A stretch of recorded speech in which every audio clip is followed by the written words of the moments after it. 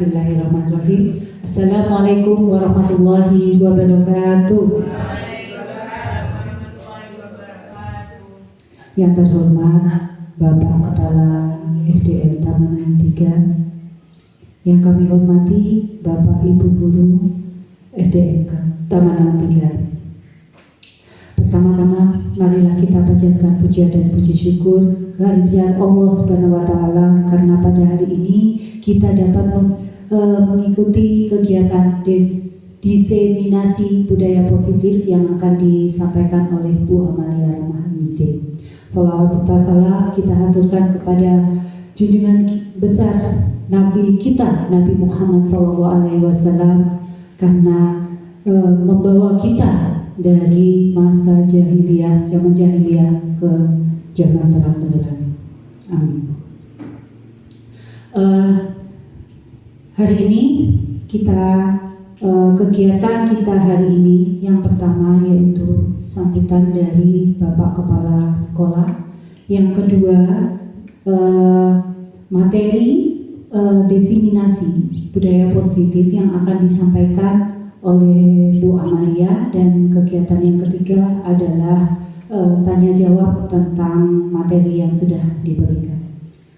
Baiklah Bapak Ibu, untuk acara yang pertama yaitu sambutan dari Bapak Kepala Sekolah, kepada beliau dipersilakan. Bismillahirrahmanirrahim. Assalamualaikum warahmatullahi wabarakatuh. Terima kasih saudara moderator yang telah memberikan waktu kepada kami untuk membuka acara ini, yaitu diseminasi budaya positif tentunya di sekolah kita, yang akan disampaikan oleh saudara-saudari Amalia Rahmanizin SPD. Pertama kali patutlah kita bersyukur, memanjatkan puji syukur kehadirat Allah Subhanahu wa Ta'ala yang telah memberikan kesempatan yang berbahagia ini, yang sangat bermanfaat ini nantinya. Itu patutlah kita syukuri, kita diberi kesempatan untuk berkumpul, karena berkumpul ini juga merupakan suatu hal yang tidak mudah ini. Tetapi kalau kita itu kompak, itu akan mudah. Selawat serta salam kita terus sampaikan kepada junjungan Nabi kita Muhammad SAW, ini yang telah memberikan bimbingan yang terus menerus sampai pada saat ini. Bapak Ibu, bersyukur lagi kita mencapai pada tahap memiliki guru yang lengkap, yaitu guru yang bisa mengikuti kegiatan yang telah diprogram oleh Kementerian Pendidikan dan Ristek dan Teknologi. Kita sudah memiliki itu, memiliki guru penggerak. Tentu saja kita sudah membuktikan bahwa kerjasama kita semakin kompak, ya. Ini pada bulan-bulan terakhir semakin baik, sekolah kita semakin giat. Ini karena adanya guru penggerak tersebut. Maka seyogianya kita selalu mendukung daripada program-program guru penggerak kita, karena pendidikan ke depan inilah yang akan disajikan oleh kementerian melalui ujung tombak daripada pendidikan itu sendiri, yaitu oleh kita semua yang ada di barisan yang paling depan. Otomatis kita harus selalu update, selalu mengikuti informasi yang baru. Termasuk guru penggerak ini adalah angkatan yang ke-11, sudah yang ke-11. Dan tidak mudah itu menjadi guru penggerak. Ternyata seleksinya yang menentukan itu bukan kepala dinas, bukan kepala sekolah, bukan siapa-siapa, kementerian langsung. dari Kementerian Pendidikan langsung. Nah, marilah kita dukung perkembangan ini, informasi ini kita terima dan kita teliti dan kita lakukan nanti di lembaga kita khususnya. Ini yang akan disampaikan oleh Ibu Lia nanti yaitu diseminasi, ya. Ini istilahnya kan banyak hal yang baru gitu. Nah, ini perlu kita pelajari, kita dengarkan dengan bagus sehingga kita bisa mengaplikasikan nanti menerapkan di sekolah kita. Itu saja yang saya sampaikan. Mohon maaf lahir batin. Mulai kita buka acara diseminasi budaya positif oleh Amalia Ramaningsih, Guru JGP Angkatan 11. Mari kita buka dengan tepuk tangan bersama.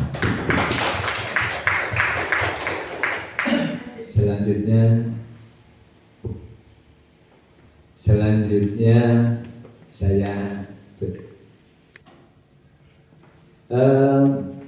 saya tambah dikit ya, mohon maaf kalau tadi saya akhiri contoh daripada materi yang disampaikan Ibu Lia itu.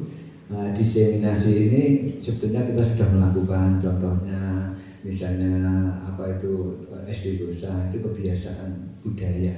Ini suatu pekerjaan kalau sudah menjadi kebiasaan menjadi budaya. Nah, itu.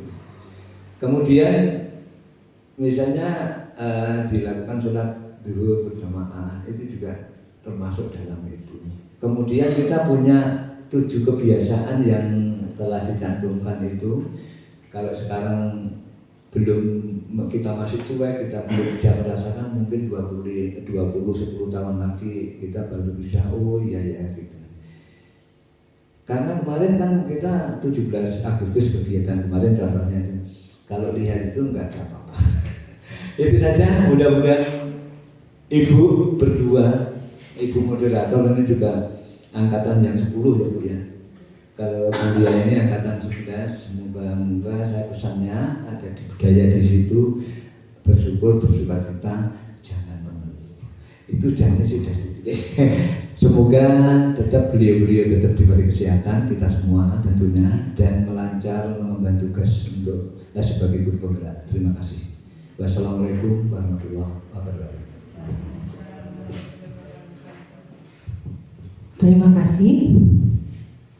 Untuk kegiatan yang kedua yaitu diseminasi budaya positif yang akan disampaikan oleh Bu Amalia Ramaningsih. Kepada beliau disilakan.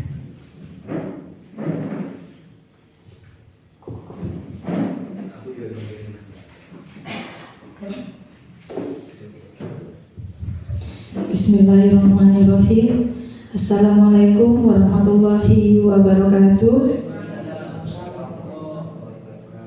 Yang terhormat Bapak Kepala Sekolah SDN Taman 3, yang saya hormati Bapak dan Ibu Guru SDN Negeri Tamanan 3. Alhamdulillah, puji syukur kita haturkan kepada Allah Subhanahu wa Ta'ala, di mana pada saat ini kita diberi kesempatan untuk bisa berkumpul dalam acara diskusi pada siang ini. Salawat serta salam selalu kita curahkan kepada junjungan besar Nabi kita, Nabi Muhammad SAW. Semoga kita semua bisa mendapatkan syafaatnya. Pada kegiatan siang ini, maksud dari tujuan saya di sini tentang diseminasi budaya positif, di mana selain menyelesaikan tugas dalam program yang saya ikuti, yaitu guru penggerak, yang kedua saya ingin berbagi ilmu. Bukan berarti saya paling benar atau paling pandai, tidak ibu-ibu. Di sini hanya saya berdiskusi bersama, kita belajar bersama. Begitu Bapak Ibu ya. Terima kasih untuk waktu dan tempatnya. Sebentar, Lex Pak Randy, kayaknya tegang suasananya. Tegang. Supaya 3 pause dulu. Kita is breaking sebentar ya Bapak Ibu ya. Ya, untuk agar suasananya tidak tegang gitu, santai ya Bapak Ibu ya. Ini hanya acara diskusi. Mungkin bisa dilaksanakan dengan cara berdiri. Ini sesuai gerakannya Bapak Ibu. Mohon maaf ya Bapak Ibu ya. Ya. Ini seperti gerakannya mungkin kalau panjang pakai tangan Bapak Ibu ya. Kalau panjang misalnya panjang gini ya. Panjang, pendek begitu. Tapi ini bukan sesungguhnya, tapi kebalikannya. Ya, kalau di video ini menyebutkan panjang, berarti gerakannya Bapak Ibu guru pendek. Ya. Ya, kebalikannya, kebalikan dari perkataan yang di video, ya. Ya, tangannya. Yang melakukan gerakan panjang sama pendek itu tangannya. Jadi kalau di video mengucapkan panjang, Bapak dan Ibu guru tangannya pendek. Seperti ini ya. Kalau panjang, kalau di video panjang berarti tangannya Bapak Ibu guru pendek. Tapi kalau di video menyebutkan pendek, panjang. Tapi suaranya tetap mengikuti video begitu. Paham ya Bapak Ibu ya? Mari kita mulai. Mudah kok Bu, mudah.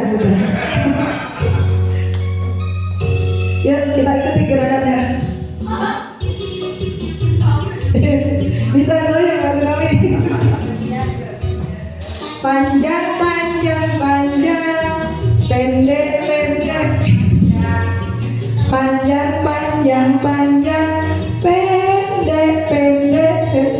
Kurang keras ya.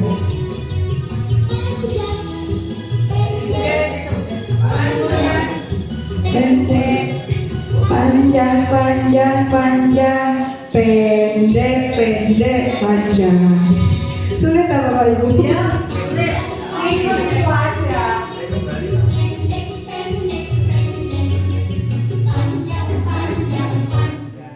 Oh, sudah diulang. Ulang kuliah. Saya kira dari YouTube. Enggak. Ulang kuliah. Ya, makasih ya. Dari depan lagi.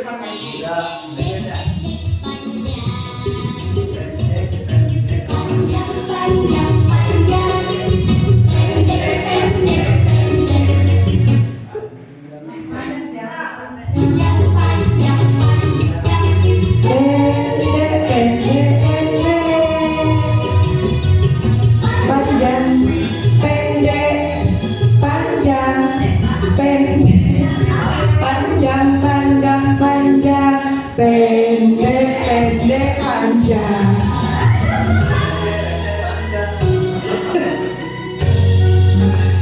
Kurang konsentrasi mungkin. Panjang, pendek. Panjang, pendek.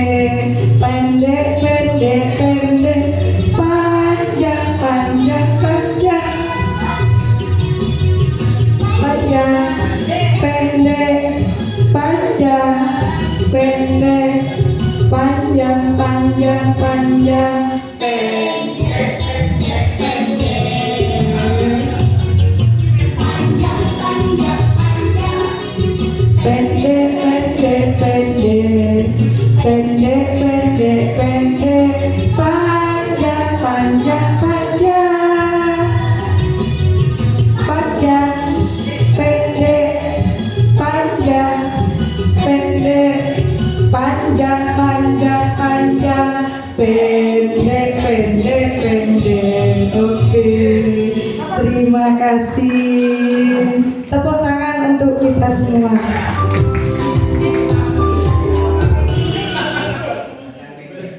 Sebetulnya melatih konsentrasi kita ya. Baik, kita mulai ya Bapak Ibu ya. Apakah Bapak dan Ibu setuju bila pemberian hukuman dapat mendisiplinkan siswa? Setuju? Oke, boleh. Pemberian hadiah hadiah meningkatkan prestasi siswa. Setuju? Oke. Guru harus mampu memberikan solusi untuk setiap siswa yang bermasalah. Setuju? Setuju. Guru berperan sebagai teman bagi siswa. Setuju. Lah, untuk benar dan kurang tepatnya kita lanjut dulu diskusi ya Bu ya. Ya. Apa itu budaya positif? Mungkin budaya positif sudah pernah mendengar, tidak asing lagi ya Bapak Ibu ya. Budaya positif itu perwujudan dari nilai-nilai atau keyakinan universal yang diterapkan di sekolah. Next.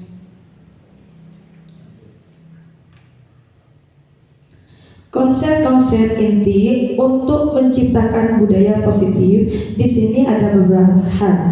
Di antaranya, yang pertama, disiplin positif. Yang kedua, motivasi perilaku manusia. Yang ketiga, keyakinan kelas atau sekolah. Yang keempat, kebutuhan dasar manusia. Yang kelima, posisi kontrol kita sebagai seorang guru. Yang terakhir, segitiga restitusi. Ya, nanti kita bahas satu persatu ya Bapak Ibu ya. Nah, sekarang kita main game sebentar ya Bapak Ibu ya. Dipraktekkan saja, gak usah apa ya, benda berdiri ya. Cobalah buka. Ini genggaman Bapak Ibu ya. Anda dan teman Anda akan melakukan kegiatan cobalah buka. Anda adalah A dan tugas Anda adalah mengepalkan tangan Anda. Coba Anda bayangkan bahwa Anda menyimpan sesuatu yang sangat berharga di dalam kepalan tangan Anda. Anda perlu menjaga benda tersebut sekuat tenaga Anda karena begitu pentingnya untuk kehidupan Anda. Kemudian tugas B mungkin dari rekan ya adalah mencoba dengan segala cara untuk membuka kepalan tangan Anda yang tadi itu semulanya kepalan tangan Bapak Ibu guru itu berisi sesuatu yang berharga. Ya, teman Anda B boleh membujuk, menghardik, mengintimidasi, memarahi, menggoda, menggelitik, bahkan menawari Anda uang agar Anda bersedia membuka kepalan tangan Anda. Nah, di sini siapakah yang memiliki peran Bapak Ibu guru dari kegiatan mempertahankan kepalan Anda? Anda bisa membukanya atau mempertahankannya. Coba next Pak Wendy.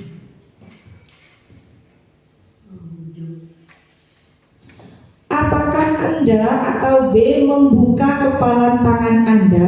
Apakah bisa?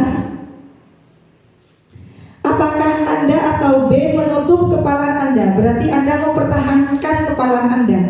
Atau yang pertama tadi bisa membuka kepalan Anda. Kemudian dalam kegiatan ini sesungguhnya siapa yang memegang kendali atau kontrol untuk membuka atau menutup kepalan tangan Bapak Ibu guru? Siapa di sini? Diri sendiri. Berarti kita bisa membukanya atau mempertahankannya itu sesuai dengan keinginan diri sendiri. Next. Nah, pertanyaan-pertanyaan yang pertama dan kedua bervariasi antara yang bersedia membuka dan tetap bertahan menutup kepalanya. Begitu benar Bapak Ibu? Ya.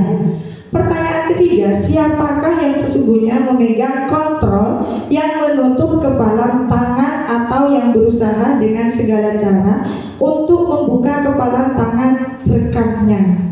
Nah, kepalan tangan kita jawabannya tentu kita sendiri ya yang memegang kontrol ya. Ya. Tentu kita sendiri yang memegang kontrol atas kepalan tangan kita. Apakah kita membuka atau menutup kepalan tangan kita?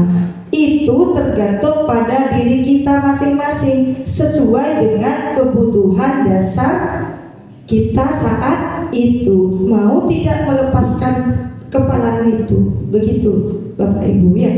Next.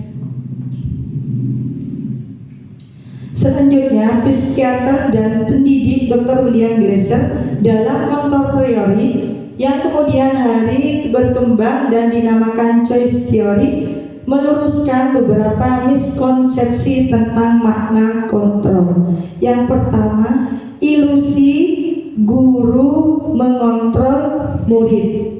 Pada dasarnya, kita tidak dapat memaksakan murid untuk berbuat sesuatu jikalau murid tersebut memilih untuk tidak melakukannya. Ya Bapak Ibu ya, berarti kita tidak boleh memaksa. Yang kedua, ilusi bahwa semua penguatan positif efektif dan bermanfaat. Penguatan positif atau bujukan adalah bentuk-bentuk kontrol. Segala usaha untuk mempengaruhi murid agar mengulangi suatu perilaku tertentu adalah suatu usaha untuk mengontrol murid tersebut. Yang ketiga, ilusi bahwa kritik dan membuat orang merasa bersalah dapat menguatkan karakter. Menggunakan kritik dan rasa bersalah untuk mengontrol murid menuju pada identitas gagal Bapak Ibu. Betul atau tidak? Kalau kita sering mengkritik murid, bagaimana perasaan murid? Down ya? Ya, ya. Jadi mereka belajar untuk merasa buruk tentang diri mereka. Jadi kalau sudah down, untuk menerima pelajaran sulit Bapak Ibu ya, karena sudah menerima kritikan, mungkin rasa bersalah begitu. Kemudian terus selanjutnya, ilusi bahwa orang dewasa memiliki hak untuk memaksa. Banyak orang dewasa yang percaya bahwa mereka memiliki tanggung jawab untuk membuat murid-murid berbuat hal-hal tertentu. Berarti kita kadang sering memaksakan sesuatu hal ya Bapak Ibu ya, agar murid seperti ini, kamu harus seperti ini. Begitu ya Bapak Ibu ya? Ya. Insya Allah. Ya. Apapun yang dilakukan dapat diterima selama ada sebuah kemajuan berdasarkan sebuah pengukuran kinerja. Pada saat itu pula orang dewasa akan menyadari bahwa perilaku memaksa tidak akan efektif untuk jangka panjang. Ya, next. Bagaimana seseorang bisa berubah dari paradigma stimulus respon kepada pendekatan teori kontrol? Stimulus berarti apa? Dukungan, ya, rangsangan, ya Bapak Ibu ya. Yang pertama, realitas atau kebutuhan kita sama, tapi seharusnya realitas atau kebutuhan kita itu berbeda. Semua orang melihat hal yang sama, tapi seharusnya setiap orang memiliki gambaran yang berbeda. Kita mencoba mengubah orang agar berpandangan sama dengan kita. Namun sebetulnya kita harus berusaha memahami pandangan orang lain tentang dunia. Kemudian perilaku buruk dilihat sebagai suatu kesalahan. Seharusnya semua perilaku memiliki tujuan. Orang lain bisa mengontrol saya, namun hanya Anda yang bisa mengontrol diri Anda. Berarti saya sendiri yang bisa mengontrol diri saya sendiri. Saya bisa mengontrol orang lain, tapi yang benar sesungguhnya Anda tidak bisa mengontrol orang lain. Kemudian pemaksaan ada pada saat bujukan gagal. Seharusnya kolaborasi dan konsensus menciptakan pilihan-pilihan baru. Model berpikir memang menang atau kalah. Seharusnya model berpikir itu menang dan menang. Next Bapak Ibu. Makna kata disiplin. Sering ya kita mendengar istilah kata disiplin ya Bapak Ibu.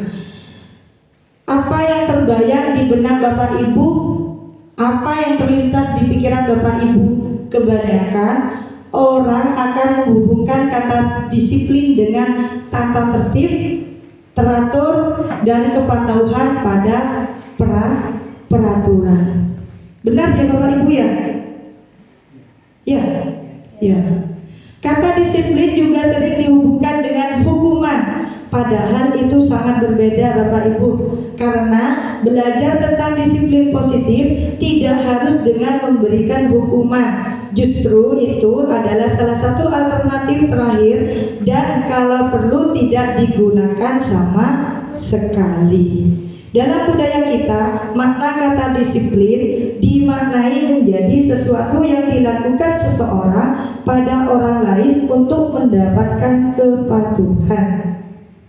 Kita cenderung menggunakan kata disiplin dengan ketidaknyamanan.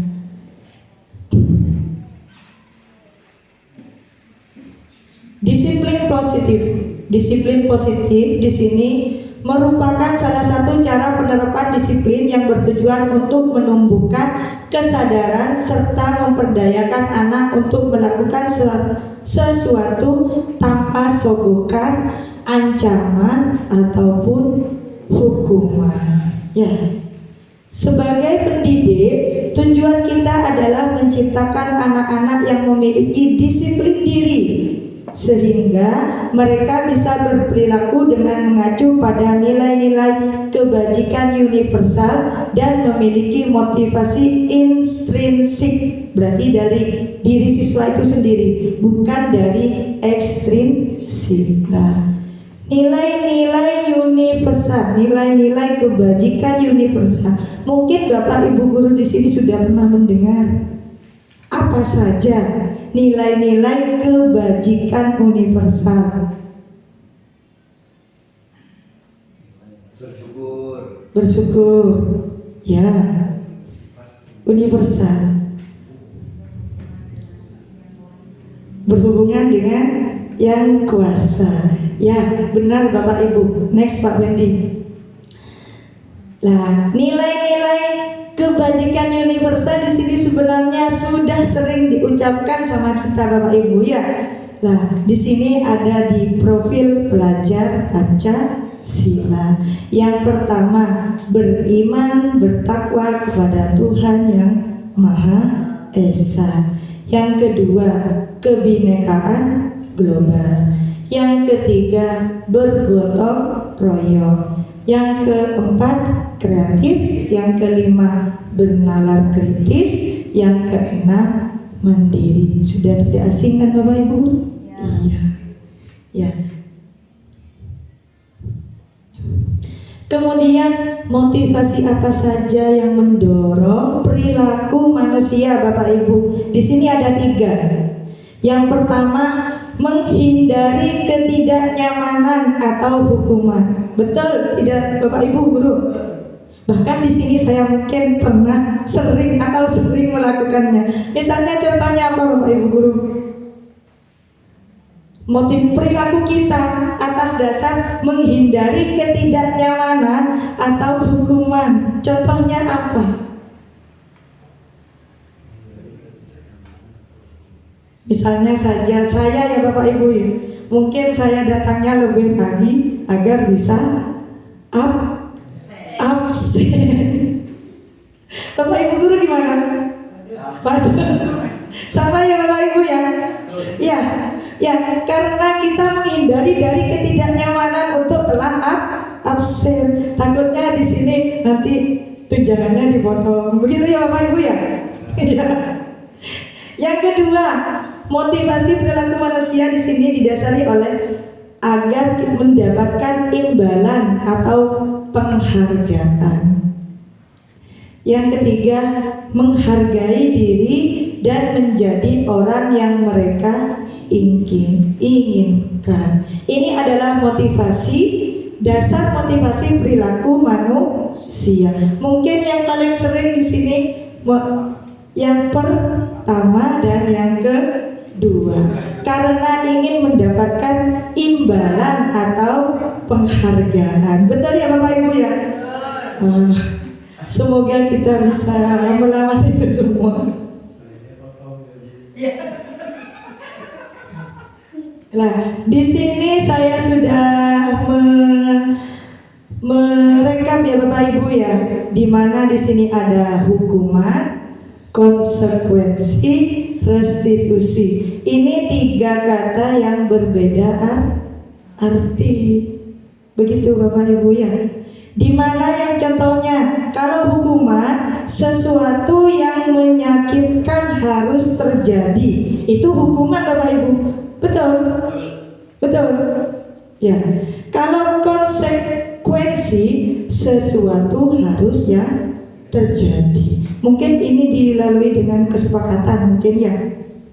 Misalnya kalau mengerjakan tugas murid kita, konsekuensinya bagaimana? Diapakan gitu ya Bapak Ibu ya? Ya. Ya. Denda. Terus restitusi di sini merupakan pilihan Bapak Ibu.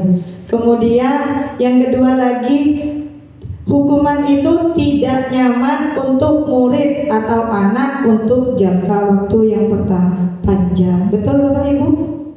Betul ya? Ya.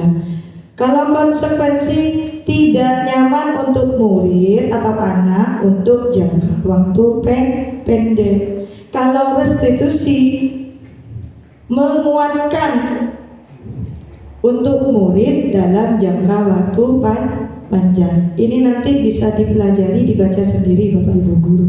Nanti saya simpulkan next kali. Apa itu hukuman atau apa itu konsekuensi, apa itu restitusi? Hukuman di sini tidak terencana Bapak Ibu, bersifat satu arah, bisa berupa hukuman fisikis atau kata-kata kasar. Betul ya Bapak Ibu ya? Ya. Misalnya di sini contohnya hukuman, ada murid terlambat misalnya, terus kita menghukum mereka dengan cara berjemur. Itu merupakan contoh hukuman. Jadi kan tanpa kesepakatan, jadi langsung ya, kamu berdiri terlambat jemur, ya begitu ya Bapak Ibu ya. Kalau konsekuensi bersifat terencana, sudah disepakati, bentuk-bentuk konsekuensi dibuat oleh pihak guru atau sekolah. Kemudian untuk restitusi adalah proses menciptakan kondisi bagi murid untuk memperbaiki kesalahan mereka sehingga mereka bisa kembali pada kelompok mereka dengan karakter yang lebih kuat. Untuk lebih paham selanjutnya kita next dulu Pak Edi. Nah, di sini ada beberapa pernyataan Bapak Ibu guru. Di sini apakah masuk konsekuensi atau hukuman? Yang pertama, mencatat 100 kali di dalam buku kalimat saya tidak akan terlambat lagi karena terlambat ke sekolah. Hukuman atau konsekuensi Bapak Ibu guru? Hukuman atau konsekuensi? Konsekuensi. Iya. Iya, sudah. Iya. Ya. Yang kedua, lari mengelilingi lapangan basket 2 kali karena terlambat hadir ke sekolah. Hukuman. Membersihkan coretan yang dibuat di meja tulis. Membersihkan coretan yang dibuatnya di meja tulis. Konsekuensi.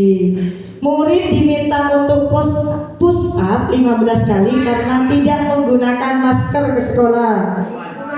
Hukuman. Berdiri di depan kelas sambil mengangkat 1 kaki karena tidak bisa menjawab pertanyaan. hukuman. Membersihkan WC karena merusak pensil teman, hukuman. Lari keliling lapangan karena terlambat 10 menit saat pelajaran PJOK, terlambat 10 menit. Mungkin di sini bisa masuk konsekuensi Bapak Ibu ya, karena mungkin ada kesepakatan sebelumnya. Begitu Bapak Ibu guru. Intinya kalau bersepakat Konsekuensi begitu.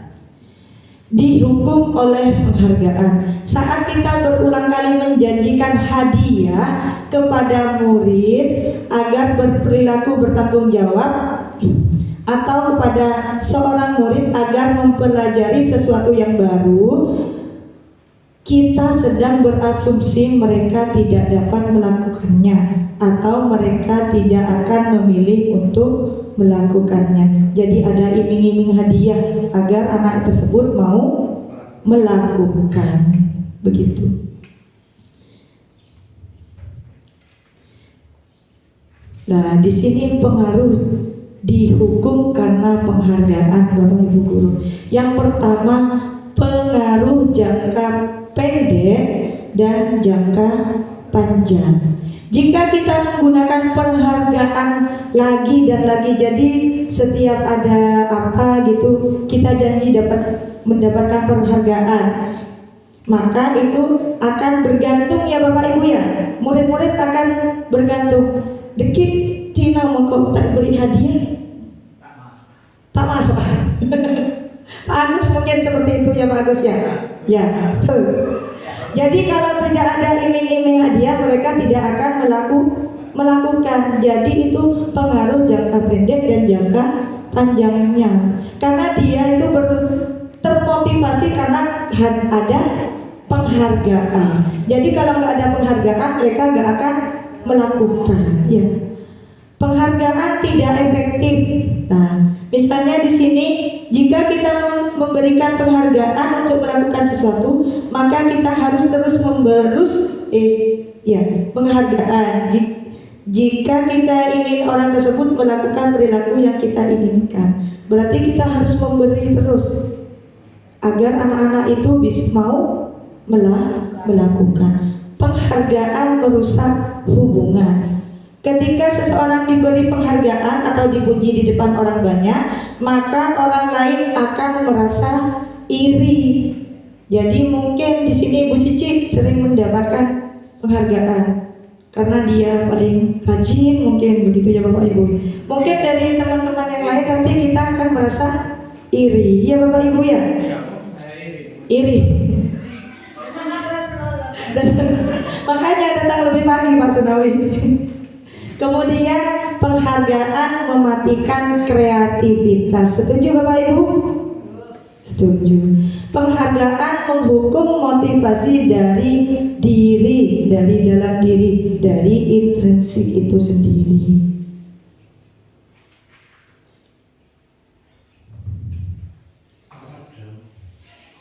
Mengapa keyakinan kelas kok bukan peraturan kelas? Kalau zaman saya sekolah dulu mungkin terkenal dengan peraturan kelas. Kenapa kok sekarang diganti keyakinan kelas? Mungkin ada yang bisa menjawab. Mengapa keyakinan kelas bukan peraturan kelas?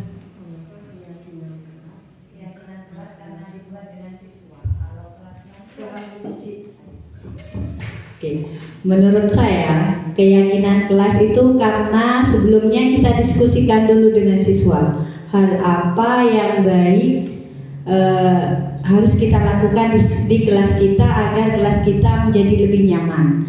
Kalau peraturan kelas itu gurunya yang membuat, jadi tanpa diskusi dulu dengan siswa.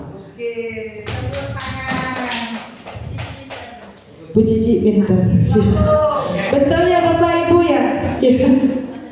Kalau keyakinan kelas itu kita buat bersama Bapak Ibu dengan cara berdiskusi. Jadi ada kesepakatan.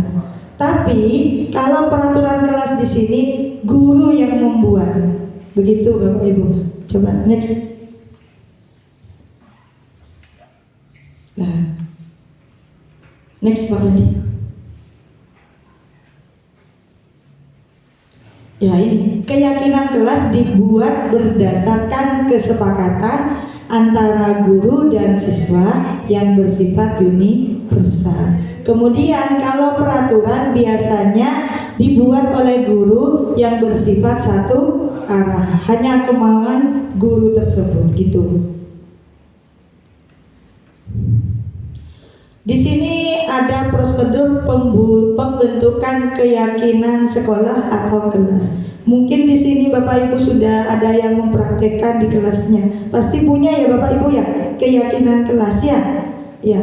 Di sini langkah-langkahnya yang pertama, mempersilahkan siswa untuk mencurahkan ide tentang peraturan yang akan disepakati. Misalnya seperti pendampingan kemarin bisa dibagikan sticky note ya, atau kertas, anak-anak nanti suruh nulis apa yang mereka, ide apa yang mereka inginkan, nanti ditulis kemudian dikumpulkan di depan, ditempel di depan begitu. Terus setelah setelah menyimpulkan ide-ide dari siswa tersebut, kemudian kita ganti kalimat negatif menjadi kalimat positif. Dalam keyakinan kelas itu tidak menggunakan kata negatif Bapak Ibu guru. Misalnya tidak boleh membuang sampah, itu kalimat negatif. Maka bisa diganti dengan menggunakan kata positif. Gimana? Buanglah sampah pada tempatnya. Pinter Pak Agus. Ya, kemudian yang keempat, tinjau kembali curahan pendapat yang terkumpul dan susun menjadi keyakinan kelas. Dan beberapa ide kemudian diganti dari kalimat negatif menjadi kalimat positif. Misalnya kan kalau dulu tidak boleh datang terlambat ke sekolah. Nah, itu diganti kata tidaknya itu menjadi apa? Datang tepat waktu ke sekolah, begitu. Terus tinjau ulang keyakinan kelas yang sudah tersusun. Keyakinan kelas itu jangan banyak-banyak Bapak Ibu ya. Minimal 3, maksimal 7. Jangan banyak-banyak ya. Kemudian meninjau dan menyetujui dengan menandatanganinya keyakinan kelas, ditempel di dinding kelas. Jadi selesai dibuat ide-idenya, dirubah menjadi kalimat positif, kemudian mungkin ditaruh di kertas apa namanya, kertas buffalo ya, dihias seindah mungkin. Nanti setelah itu disepakati, misalnya dengan anak-anak membuat tanda tangan di pinggirnya, kan nanti bagus jadi hiasan ya Bapak Ibu guru. Kalau kelas rendah mungkin dengan bisa menggunakan cap jempol begitu. Next. Untuk membangun budaya positif sekolah yang positif dengan lingkungan yang aman, dengan mendukung murid menjadi pribadi yang berdaya, seimbang dan bahagia, salah satu upaya yang dapat kita lakukan adalah memahami kebutuhan dasar mereka.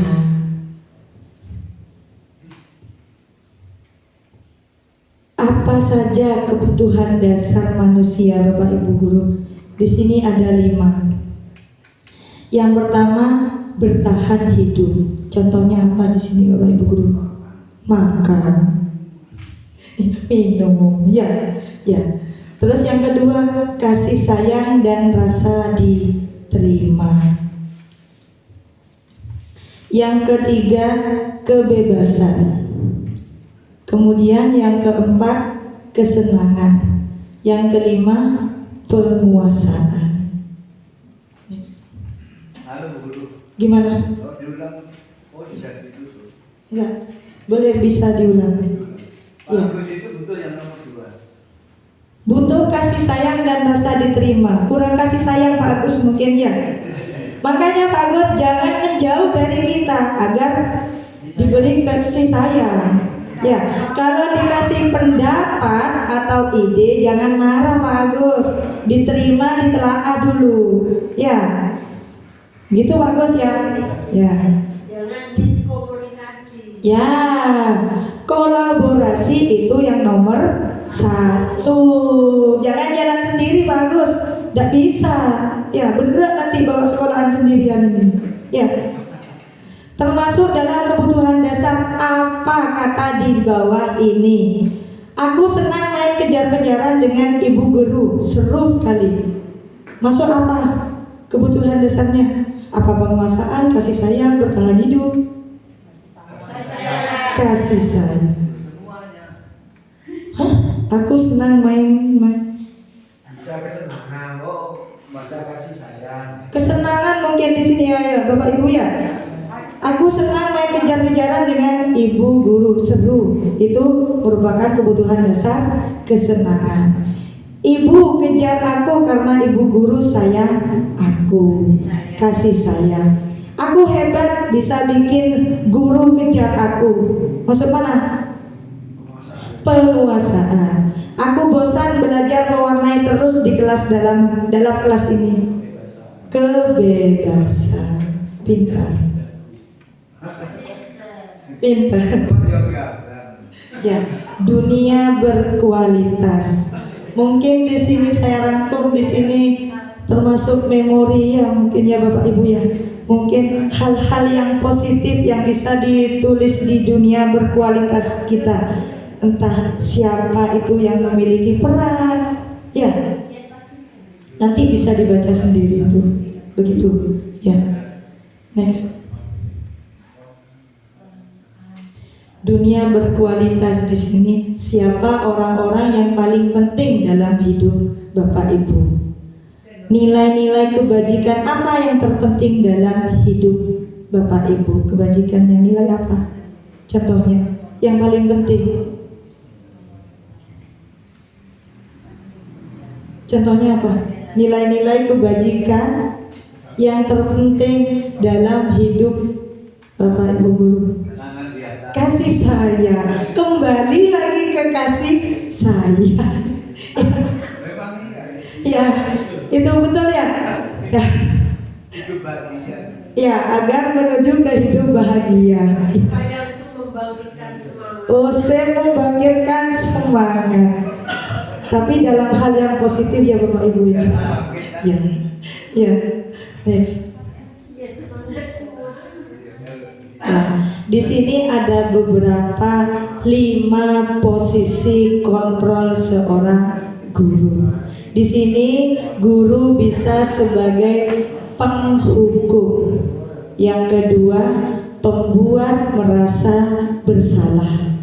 Yang ketiga, guru bisa menjadi seorang teman, sebagai teman. Kemudian guru juga sebagai pemantau. Kemudian guru sebagai manajer. Mungkin next. Nah, ini contoh video posisi kontrol seorang guru agar kita lebih paham apa sih posisi kontrol seorang guru. Coba next. Nah, di sini sebagai posisi penghukum Bapak Ibu guru.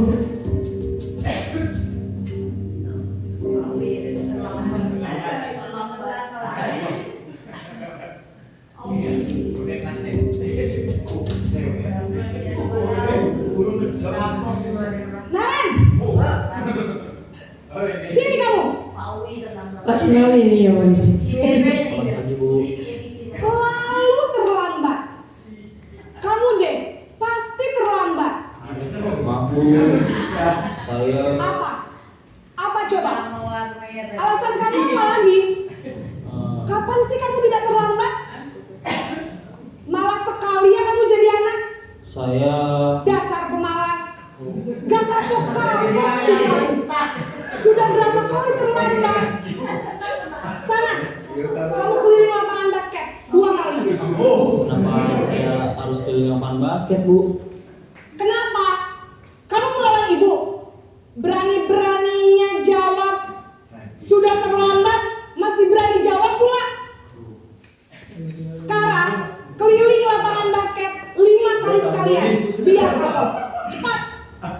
pergi sana ke lapangan basket. Padahal sarapan ini.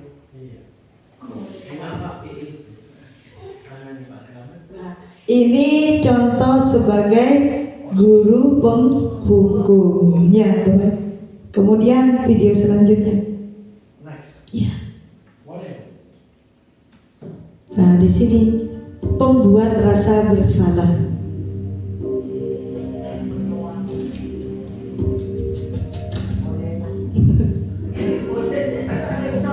Naren, Aku gak bosen naik Selamat pagi Bu. Naren, kamu kenapa terlambat lagi, Nak? Ya Tuhan, Naren, kamu senang ya bikin ibu susah ya? Kalau kamu terlambat lagi, nanti ibu Jadi di sini seorang guru menekankan siswa itu merasa tidak bisa membina bersalah. kamu. Duh, gimana ini? Maaf Bu. Duh Gusti Naren, kamu suka ya kalau ibu ditegur bapak kepala sekolah? Terus sekarang ibu harus tulis apa ini di buku absen? Ini kamu sudah sering terlambat. Nah, itu merasa bersalah dari ibu ya. Maaf Bu. Maaf sekali. Ya sudah, lain kali jangan bikin ibu susah lagi ya Nak ya. Ibu tidak akan kuat lagi kalau kamu begini terus. Bisa jantungan kalau ibu ditegur bapak kepala sekolah. Cepat, cepat, kelas. Maaf ya Bu. Maaf sekali. Nah, itu merupakan contoh posisi kontrol seorang guru sebagai pembuat rasa bersalah. Kemudian, nah di sini sebagai teman. Biasanya ini lebih halus ya Bapak Ibu ya.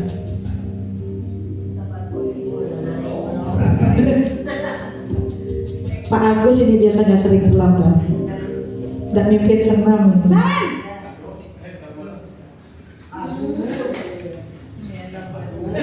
Selamat pagi Bu. wah, sudah jam berapa ini Nak? Terlambat lagi ya sayang. Iya Bu. Habis ibu saya lupa bangunkan saya Bu.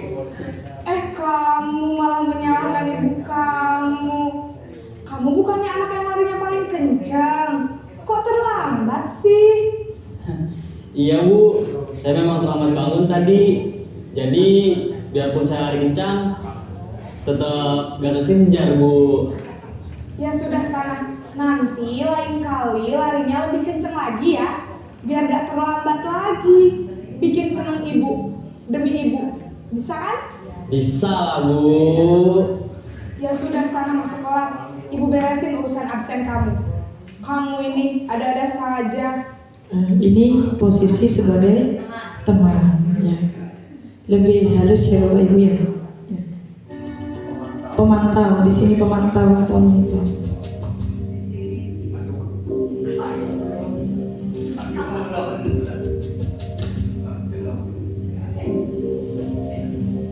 Naren,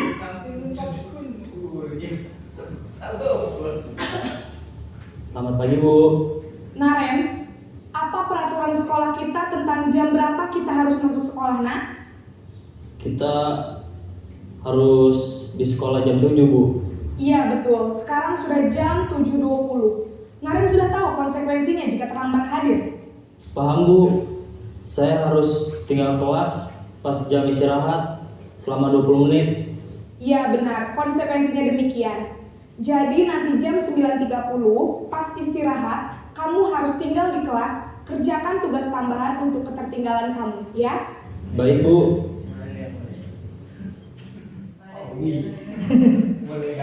Next Pak Wendy. Ini posisi pemantau yang terakhir sebagai posisi manajer.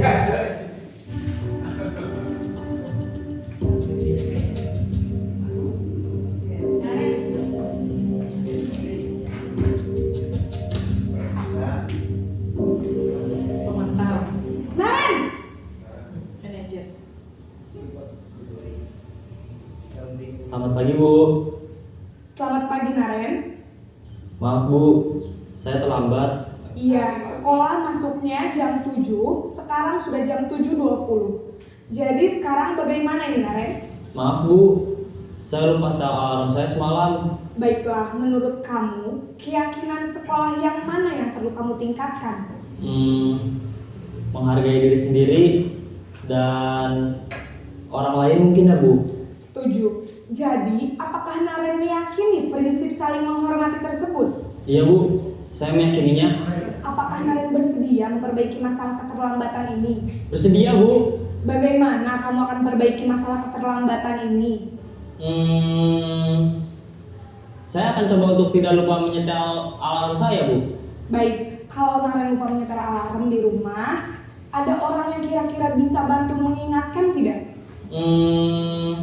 Ada Bu, kakak saya, Kak Emma. Ada lagi selain Kak Emma? Selain Kak Emma, ada ibu saya. Baik, jadi yang mengingatkan Naren adalah Kak Emma dan ibu kamu ya? Kira-kira akan mulai setel alarm kapan nih Naren? Setelah pulang sekolah, akan segera saya lakukan. Baik, jadi Naren akan setel alarm untuk bangun besok pagi dan akan diingatkan oleh kakak dan ibunda Naren ya. Ada lagi yang mungkin perlu dilakukan Naren agar tidak terlambat bangun lagi? Tidak ada Bu. Baik Naren, terima kasih untuk kerjasama kamu. Sekarang kamu perlu kembali ke kelas untuk belajar. Baik Bu, terima kasih. Nah, dari contoh kelima video ini, posisi mana yang paling tepat Bapak Ibu Guru? Yang terakhir. Kenapa alasannya Pak Fendi? Yang posisi manajer, alasannya komunikasinya lebih enak. Secara tidak langsung siswa langsung mengungkapkan alasan kesalahannya.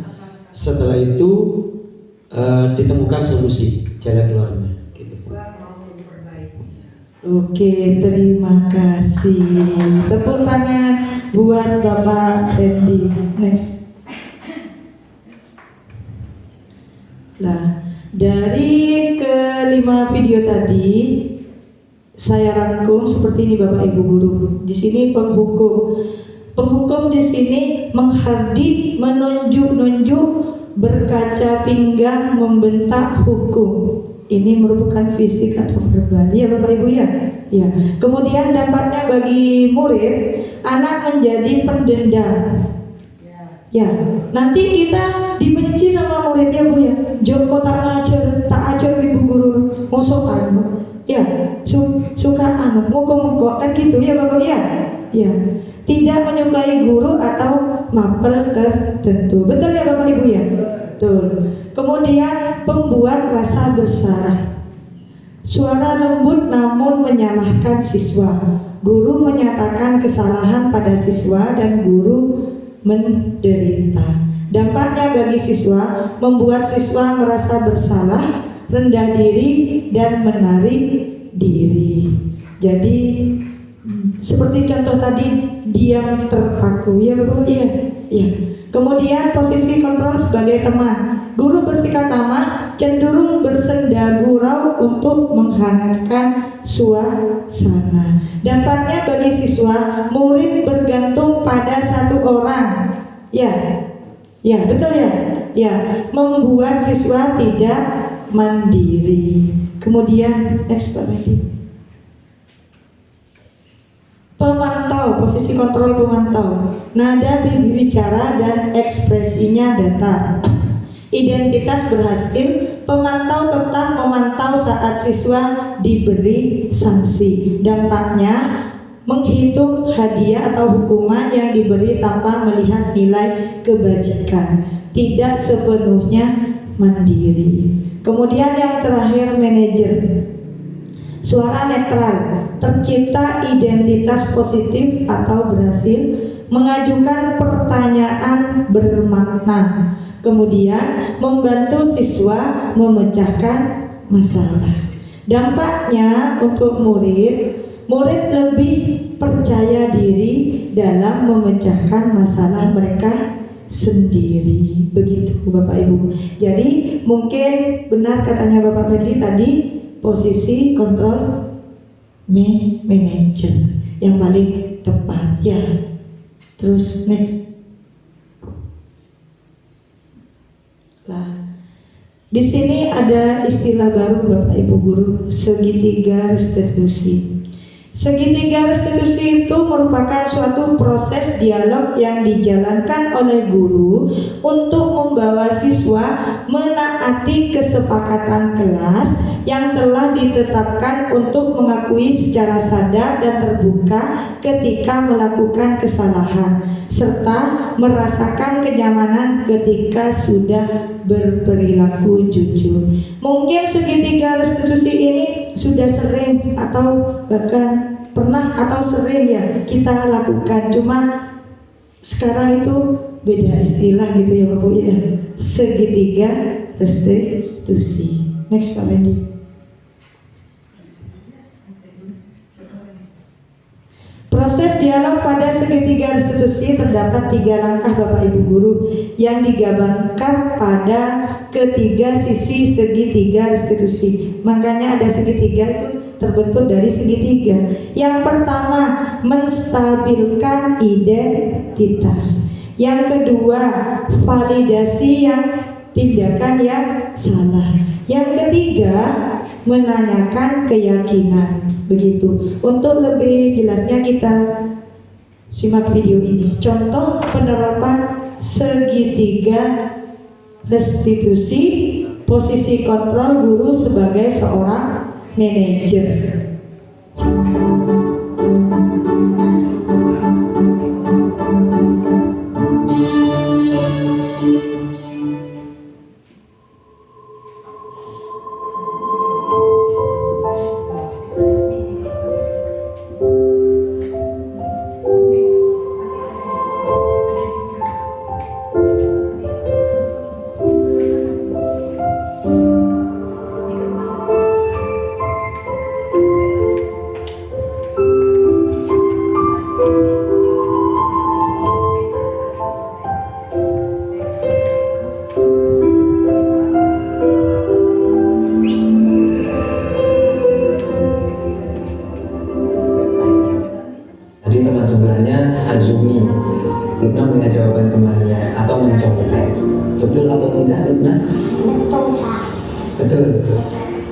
Ini langkah yang pertama. Perbuatan yang baik atau tidak baik?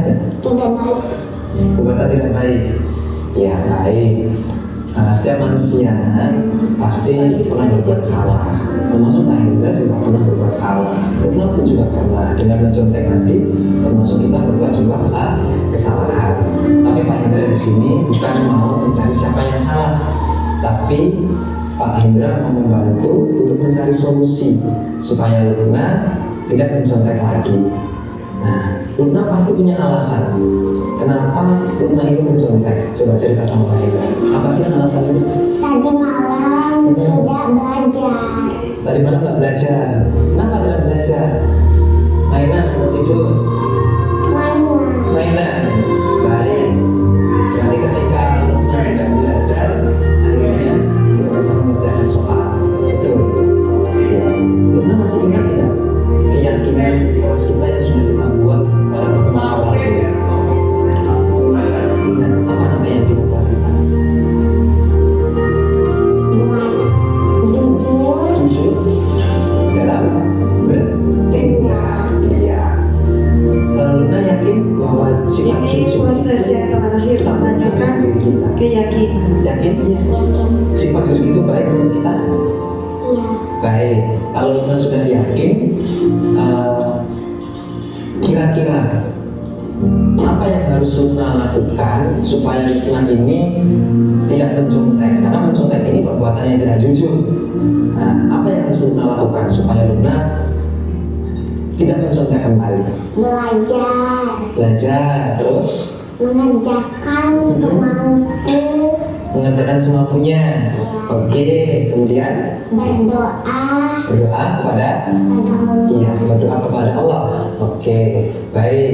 Luna sudah tahu apa yang harus dilakukan supaya Luna tidak mencontek kembali? Sudah tahu? Baik, sekarang pertanyaannya kapan Luna mau memulai apa yang Luna katakan tadi? Mulai hari ini. Baik, mulai hari ini Lubna akan melakukan apa yang sudah dikatakan tadi, belajar, mengerjakan sesuai kemampuan, kemudian berdoa kepada Allah. Ya. Terima kasih Lubna. Pak Guru yakin Lubna dapat menjadi pribadi yang lebih baik lagi, menjadi anak yang solihah, menjadi kebanggaan orang tua. Atas dulu kan? Ini merupakan contoh tindakan segitiga menjadi lebih baik. restitusi. Oke. Sudah selesai. Ya. Terima kasih. Saya mungkin dari itu yang bisa saya sampaikan, kurang lebihnya mohon maaf. Wabillahi taufiq wal hidayah. Wassalamualaikum warahmatullahi wabarakatuh. Terima kasih, sangat luar biasa nggih, Bapak Ibu. Tepuk tangan untuk Bulia.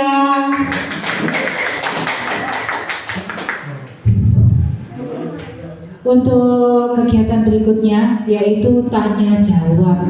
Mungkin ada dari Bapak Ibu ada yang ingin bertanya atau ada unek-unek yang ada di pikiran tentang apa yang disampaikan oleh Bulia tadi. Monggo, Pak Fendi.